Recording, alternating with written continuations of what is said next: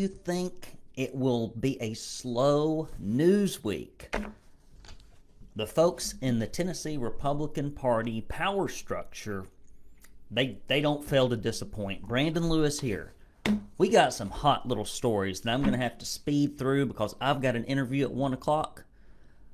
But this is the kind of stuff that if more people knew about it, we wouldn't have the type of corruption and the chicanery that we have going on in Nashville.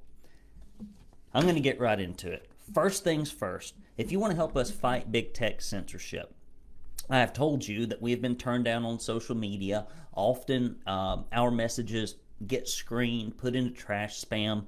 Do go to TennesseeConservativeNews.com and do please subscribe to our newsletter. Many of you, because we've got like 30 some odd thousand followers, 31 on Facebook, yet our email subscriptions do not match that number, which means some of you are listening to this, you don't subscribe to the podcast, you don't subscribe to the newsletter. It's crazy. Do not count on Facebook to be the only place that you get our content because you're going to miss most of it and one day it may be gone. So go ahead, especially the free speech platforms like Parler, MeWe, Getter, Gab, Truth, and Rumble. We're there. You need to be there too. All right, let's get right into these stories because I've got to burn through these quickly. So this was really good. GOP leadership disenfranchises Blount and Polk County voters in childish display. And boy, was it ever childish. So I'm going to talk to you about it. I actually was on this meeting about halfway through. Very disappointing. Here we go. The Tennessee GOP State Executive Committee, SEC, met to discuss Committeeman-elect Mark Pulliam's write-in win for the District 2 seat, ultimately voting to invalidate his election. Now, Mr. Pulliam has sent some information to Trey Hargett and Mark Goins, and this conflicts with a lot of state law. And yes, the party can pick their candidates, but after an election is already over and people have voted, that is not the time to challenge things. Back to the story. The decision to invalidate Pulliam's election was 25-13 in favor. And there were a few of those that voted to invalidate his election that I kind of supported that I will never support again. So closed circuit transmission to SEC members that voted for this nonsense. Next time you run for office, you're not going to get the endorsement of the Tennessee Conservative.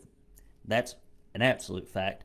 During the August 4th election, District 2, SEC write-in candidate Mark Pulliam, who's actually a conservative, won the seat with 300 votes in Blount County, 2 votes in Polk County. However, since there wasn't an opposing candidate on the roster, Pulliam could have won with a single vote. In response, Tennessee GOP Chairman Scott Golden, who needs to be replaced. Over the last 2.5 years, I have never seen the Republican Party chairman stand up for our constitutional rights when Bill Lee was walking all over them. You never hear anything about corporate welfare, illegal immigration, school choice. It's just rubber stamp the RINOs. And they're all funded up there by left-leaning corporations that control the Republican Party apparatus. If you want to know what the Republican Party is at the state level, it's 3 people who get a paycheck in a room, and I can't figure out what the hell they do. And I've had interactions with the state party for 20 years trying to get help politically, and it's always gone nowhere. Because if you're not in the moneyed corporatist establishment, they don't want you to get elected. They will work against you. Case in point. Apparently, so in response to Tennessee GOP State Party Chairman Scott Golden threatened to declare Pulliam as non-bona fide and vacate his election. Apparently, Scott Golden's primary concern, and this is just amazing. Apparently, Scott Golden's primary concern was Pulliam not paying a $100 candidate registration fee that their own political director, according to Mark Pulliam over the phone, Tyler Burns, told him was not required to pay since he was a write-in candidate. However, after Golden cited that fee as a reason to overturn the election, Pulliam went ahead and paid it. For $100, they would disenfranchise voters. You want to talk about the motivation of money? $100. Well, hell, might as well disenfranchise them, Scott, for a damn dollar. Ridiculous. By refusing to recognize the election results, the SEC disenfranchised more than 300 District 2 voters who cast write-in votes for Pulliam, and according with Tennessee law, the Tennessee Republican Party does have the legal authority to regulate GOP primary elections. However, nullifying an election after the fact when the results have already been certified by the Tennessee Secretary of State, which they were, is a drastic measure that should only be taken in extraordinary circumstances. And frankly, given some of the TCA code that I have seen Mr. Pulliam reference, I don't know that it's legal. Now, I was on this call, and there was some, I don't know who he is, I couldn't remember the name, and I didn't write things down like I should have, and they would not let our other reporter in. If this thing's recorded, if anybody closed circuit transmission, if anybody recorded that meeting out there, get it to me. I'd like to publish it without comment, just for people to watch, to see how snarky, rude, mean-spirited, it was just terrible. Some fat-faced, bearded guy could not have been any more rude. And there's a couple of other ones on there too. And the big issue that they took with Mark is that he was critical of some of the Blount County RINOs who were doing things that weren't very conservative. Well, I thought that the reason the party existed was to defend the platform, not the politicians, not the PAC donors, not how it is. And it was just terrible. I walked away from that meeting feeling dirty for having watched it. And I showed up 30 minutes late because they sent out the link, didn't ever respond to an inquiry. It's telling. It's telling when there are only 2 conservative media outlets in the state of Tennessee, and we're the largest one, and we can't get Republicans to respond to us. Why? Because we hold them accountable, while the left-leaning press, they only get onto them when they actually do conservative-ish things. Next story. I got to keep moving. Boy, this is more corruption. Terrible. Next slide. Conservative candidates campaign to be audited with no evidence, complaints filed prior to decision. If you think that stuff like the Mar-a-Lago raid on President Trump's home only happens when corrupt Democrats are in power, oh no. Stuff like this happens when corrupt Republicans are in power. Leave in the comments section what you think about this. Tell me where you're watching from. Share this in all of your conservative groups. Because I don't think, the only way these RINOs get away with this stuff is because we have so many low information voters in Tennessee. And the mission of the Tennessee Conservative is to educate Republicans so that we can get conservative leadership. Here we go. The Tennessee Registry of Election Finance has decided to audit the campaign of former District 27 candidate Gary Humble for the Senate seat, who lost to incumbent Jack Johnson only by a narrow margin. He almost beat the majority leader. The stated purpose of the audit was to make sure there was no illegal coordination between Humble's campaign and the nonprofit 501c4 he runs, Tennessee Stands. Although there's been no tangible evidence reported or complaints filed against Humble, Registry board member Tom Lawless called for an investigation on Wednesday. Listen to this bullshit. Lawless said, addressing the registry, "There's some smoke there," which usually means there's something underneath that causes it to rise, some smoke there. That doesn't sound like proof. That doesn't sound like our justice system. That doesn't sound like the American way in the legal system. And all I want is for you to dig into it. We have no evidence of anything, no reports, no complaints. I'm just asking you to go on a witch hunt. Humble said in response, "Does that sound like what we know of the justice system? Let's just dig around and find, just kind of like Mar-a-Lago, right?" And Humble says there won't be much to dig away. During the meeting, Registry Board member Paz Hain said he wanted to emphasize the audit was approved to find out more information and not because they presumed Humble had committed any infraction. The board unanimously voted to instruct the registry staff to audit Humble's campaign. We're going to be reaching out, and I'm going to ask for open records requests for everything that they do related to this investigation, because this stinks to freaking high heaven. Humble pointed out that it is odd that they chose to audit the campaign of the losing candidate, who spent 5 times less than the incumbent. He stated they seem to have no interest in determining whether Jack Johnson's campaign illegally coordinated with 3 PACs that ran attacks against him, or possibly coordination with the Speaker of the Senate, Randy McNally, in his use of a personal PAC to run attack ads against Humble or his campaign. Let me get this straight. You got the McPAC, which is ran by Randy the Rhino McNally, who works with Jack Johnson like day. They work together day. have known each other forever. One's the majority leader, the other one's the lieutenant governor. So this pack mysteriously, without coordination, attacks Gary. Then there's another pack that attacks Gary. And all this stuff that they attack him for is absolute BS, number one. Number two, the guy that is on this other pack is an officer in the same bank where Jack works, to my knowledge. And they attacked him negatively. And you know why, in my opinion? Gary lost because he never went negative. And I told him to, because Jack's got a record that could have been attacked. He's not the worst. He's not the best. He was one of the architects and voted for the gas tax, corporate welfare, bloated government spending, poor educational performance under his tenure. And the registry, it is just amazing. Guys, Paz, Mr. Lawless, if it's good for the goose, it's good for the gander. There's a lot more smoke over Jack Johnson's campaign than there is Gary Humble's, and there's a lot more money, and there's a lot more corrupting influence, and they're in power, he isn't. But we don't go after those in power. We don't look at those in power. We don't hold those in power accountable. If we did, we'd end up like half of them got trotted off by the FBI here recently. And Jack Johnson also, I'll tell you something else he did. He sent out a franking mail piece at taxpayer expense that was just a damn campaign mailer. Going after Gary Humble, though. Why? Because he threatens the establishment and he tells the truth. I'm sure they'll be coming after me next. Share this far and wide, guys. Put this in the conservative groups. Email it around. It is very sad.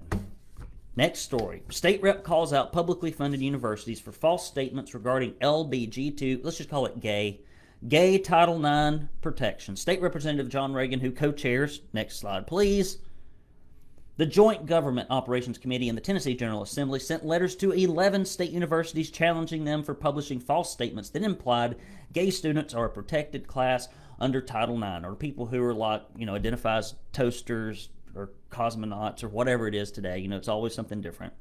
He says, we have laws in our books which are in fact against the Department of Education was putting out in their guidance, said Reagan, referring to a directive from the U.S. Department of Education instructing public institutions to provide protections for gay individuals, including putting them boys and girls restrooms, proper pronouns, etc.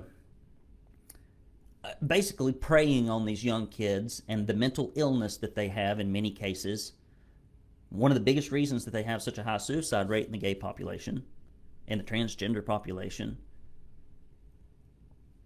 The Tennessee District Court has since ruled that the Department of Education cannot require universities to provide these protections, but state universities had already crafted policies and made entries on their website to comply with the Federal Department of Education's directive. Upon reviewing the website and some of the publicly funded state universities, Reagan found some concerning issues in the policy. He sent the letter to ensure that all concerned parties were aware of the recent court decision. He says, the federal government does not have the power under our U.S. Constitution to run states. Reagan said it has long been held by the Supreme Court tenet that the federal government cannot force states to enforce federal law. Hence, we have something called sanctuary cities scattered around the country, and we also have the Supreme Court case that the federal government tells states how to spend tax dollars. Now, recently, Tennessee Tech had a drag show with somebody dressed up like a Catholic nun and kids giving them money at taxpayer expense. I've heard that they canceled it, but what a corrupt, awful, ungodly mess we have in education. Guys, I appreciate those of you who give, and if you want to help us, go to TennesseeConservativeNews.com/support. If not for our news outlet, you'd never know about this stuff. And there's another outlet that should be reporting on this stuff, but I doubt seriously that you'll get the type of reporting because it has to do with Jack Johnson. I'll leave it there. Some of the people that mailed in checks this week, I'm just going to read your names, not all of them, and I appreciate you. Arthur from Cumberland Furnace. We got John from Franklin, Tennessee.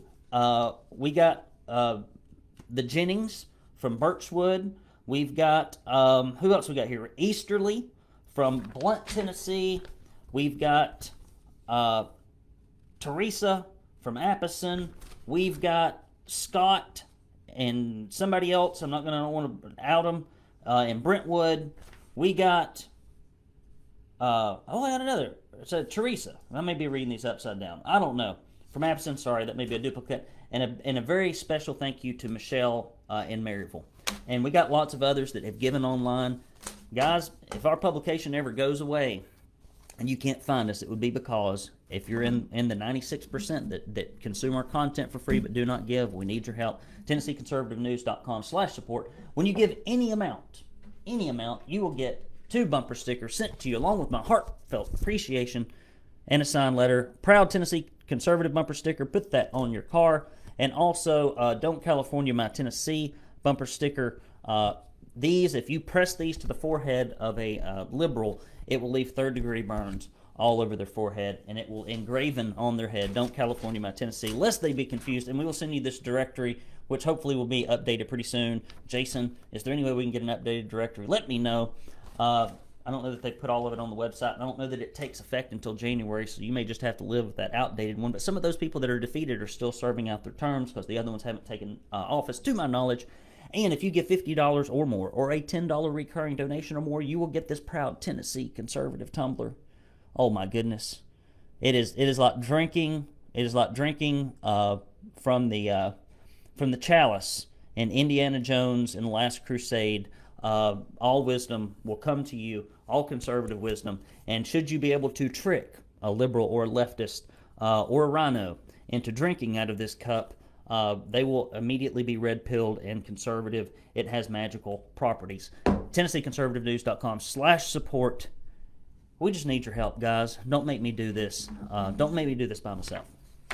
One of the biggest problems we have in conservatism is, it's just true, conservatives often give conservatively, liberals give liberally, because there's not a lot of money in protecting freedom. When you look at all the truth tellers that are being shut up, that are being chased down, that are being, like right now with them weaponizing the Tennessee election finance registry to go after Gary Humble and leave the incumbents alone and not look at any of that mess, which is a lot more smoke. The only reason stuff like that happens is because conservatives don't get engaged. If there were more conservatives paying attention, if there were more conservatives actually giving and donating to conservative causes and organizations, you wouldn't have to deal with all this. But because we're so thinly funded, they can slap us around a little bit. But guess what? We got something they don't have, and that's the truth. And the truth carries farther. That's how somebody like Gary can almost beat the majority leader.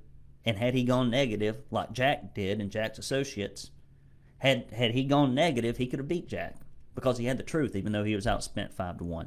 Because the truth gets you real far, but the money can take a lie a long way too. So we need your resources. Guys, please do go to TennesseeConservativeNews.com/support. Let's get through the rest of these stories. All right. Can I do it? I need an assistant in here. Here we go. Conservatives' parents say it's not about banning books, but protecting children from over-sexualization. A Facebook post from professional educators of Tennessee last month asked if local school districts, rather than state officials, should establish a process for parents regarding mature content and books available to public school students. The professional educators of Tennessee post included a photo that reads, "If you're afraid that reading a book will change someone's thinking, then you're not afraid of books, you're afraid of thinking." I guess we should just go ahead and put pornography in there. Maybe some satanic rituals. Does it not matter the content of the book? Does it not matter the age appropriateness? Does it not matter that should we not shield the little hearts of these kids from bad things? Is all the information equally good and helpful? These people are idiots, and they teach your kids. I haven't met any parents. Now, this is recently, elected Williamson County School Board member Joseph Padilla had this to say: "I haven't met any parents that are afraid of books. Parents are concerned with the sexually explicit content of these books and what they include. It's an over-sexualized society. Public schools should be a place where a student can learn and parents don't have to worry about any sexual ideology with their kids." We can't teach them to read. We can't teach them to write. Every year, the money goes up that we pour into these broken, failing schools. We can't get the kids out of them. There's bullying, drugs, teen pregnancy, indoctrination. It's where all of our money goes in the budget, half of it, and only 53% of it makes it to the classroom. Only a third of them can read and write, approaching grade level, masteries in the single digits. It's pathetic. Wilson County Moms for Liberty Chair Amanda Price says, we are finding extreme sexually explicit materials in young adult literature intended for ages 12 to 18. Meanwhile, there's also a push from the ALA to remove limitations of age appropriateness and parental input. While it is currently against the law to distribute sexually explicit materials to minors, some have successfully argued that words are different from images and that quality as a whole negates obscenities in part. Parents at least have the right to know if sexually explicit materials are being offered to their children at school. No S word. Next story. VA hospitals in Tennessee may soon provide abortions counseling for veterans. In response to the recent overturn of Roe v. Wade and Tennessee's trigger law that went into effect shortly thereafter, the U.S. Department of Veterans Affairs has released a new interim rule that they intend to provide abortions and abortion counseling for pregnant veterans and their beneficiaries in cases of rape and incest. Prior to the submission of the new rule to the Federal Register, VA regulations barred the Veterans Health Administration from providing such services. It's amazing. The VA. Abortions. In addition, the VA's insurance for dependents did not cover abortions unless the would-be mother's life was in danger. Veterans Affairs stated that VA employees may provide authorized services regardless of state restrictions. Further, the rule states that the VA will not be requiring official evidence of rape or incest, such as police reports, to receive an abortion or abortion counseling. Rather, the regulation states that self-reporting from the pregnant veteran constitutes sufficient evidence. The interim final rule will be effective immediately once published on the Federal Register. I think what they need to do at the legislature, which apparently doesn't seem to make a damn, even if it makes sense, and even if we do polling and like 90% of people care about it, and that's what happens with illegal immigration, social media censorship, school choice, the RINOs just ignore it because they can't make any money off of it. They ought to just make it a felony to perform it under Tennessee state law, and you can do it in the federal facility, but if you're in the state of Tennessee and you do it, you get arrested anyway. Next story. Catholic drag queen takes money from children during show hosted by a publicly funded university. People think that Tennessee's like super duper conservative. And I guess we suck less than a lot of other states, but buddy, we ain't good. Tennessee Tech University recently hosted a drag queen show at the school's backdoor playhouse. I'm going to read that again. This can't be right. Jason, is this right? Next slide. There it is, guys. Feast your eyes on this satanic garbage. Tennessee Tech University recently hosted a drag queen show at the school's backdoor playhouse. I'm just going to leave that there. In a video shared on Twitter, children can clearly be seen handing cash to a man dressed up in what appears to be a Catholic monk or nun costume, complete with a veil of sorts, which he proceeds to rip off his head before starting to strip. Kids, your tax dollars, people in authority who are professors and instructors are supposed to like guide these kids into life with some morals and some virtues and some things that would be helpful. And this is what we've got. Landon Starbuck, who shared the edited video clip of the event, said every parent who pays to send their kids to Tennessee Tech deserves to know what they are allowing on campus. According to Starbuck, this isn't the first drag queen show that the university has hosted, but this one was certainly disrespectful towards the Catholic students, parents, and alumni. One Tennessee parent who chose TTU for her son because of its perceived family-friendly culture said, "I'm so upset, very disappointed, I'm shocked. This is not the impression I was given when we visited and ultimately chose the school. These are just government job factors. They're just after your money, honey." After seeing this, I'm not sure how we will continue. I don't want my son or my money supporting this. You shouldn't. You know, when I recently set up savings accounts for my kids, we had an option where you get these tax breaks for sending your money to these state-funded universities or whatever else, and I just did it in a gift and just put it in a regular account because I don't want my kids to be trapped and to have to go to one of these hellholes. Hellholes. Look at it. Looks like hell. Smells like it too. Corruption all over Tennessee state government. And the Democrats are not in charge, boys and girls. It's sad. I wish we had some Democrats to blame, but they can't do anything in this state. They're in the minority of minorities. A TTU alumnus told the Tennessee Conservative, "I can't believe that my alma mater in Little Cookeville, Tennessee is allowing and supporting this. I've been proud to say they were my former school, hadn't fallen victim to the woke invasion plaguing higher education institutions in Tennessee. Now it appears TTU is going woke as well. When the Alumni Association and TTU Athletics sends me letters asking to donate, they can count on those letters going straight into the garbage. Amen." Nobody should give this money, any of these institutions, a dime. They already get your tax dollars. The Backdoor Playhouse was set to put on another all-ages drag show.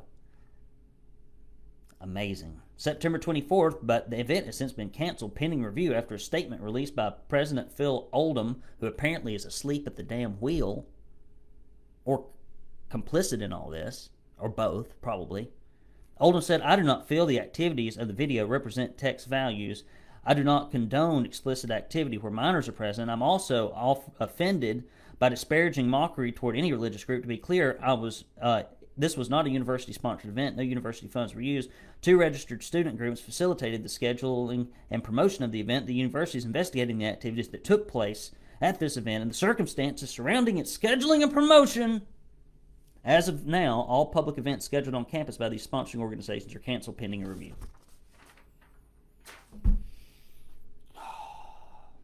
Picture's worth 1,000 words, Oldham. Let these people trash your organization's reputation and yours. Next story. Tennessee set to approve 6 new taxpayer-funded $1 million economic incentive grants. We love corporate welfare. Buddy, we may not be able to get anything done on illegal immigration. We can't get the schools to where people can read and write. We can't fix the potholes in the street. We can't root corruption and lobbying and PAC money flowing into the Capitol in the Nashville swamp. But buddy, we can take money from mom and pops, and we can take money from Tennessee taxpayers, and we can put it right into the hands of millionaires and billionaires like that. The largest of those incentives are $8 million to Bridgestone Tire in Warren County. I'm sure Bridgestone Tire doesn't have any money. $6 million to Hancock Tire in Montgomery County. Incentive grants, economists note, do not make a significant difference in private business activity or taxes collected in the state, but a recent study showed that the large economic incentives do bring political and financial benefit to the politicians who approve the incentives. Oh, yeah. That's the whole reason to do it. Other $1 million grants are set up for Wacker. I know it's Vodka or something. Wacker Chemical in Charleston, $3 million. McNeilius Truck and Manufacturing in Murfreesboro, $3 million. Piedmont Lithium in Etowah, $1.5, $3 million. And Simcoe Surgeonsville, $1 million. Before the recent flurry of $1 million incentives, the state had given out at least 5 grants of $1 million or more in 2022. There you have it. I wonder if we could just if we had some kind of corporate welfare omnibus bill, and we could sneak the other things in it with caption bills that nobody could read, and they would accidentally reform the schools, accidentally stop illegal immigration, accidentally give people back their medical freedom. I guess we just need to just cover it. Kind of like when you try to give your dog a flea pill. You just need to cover the pill in some meat or something.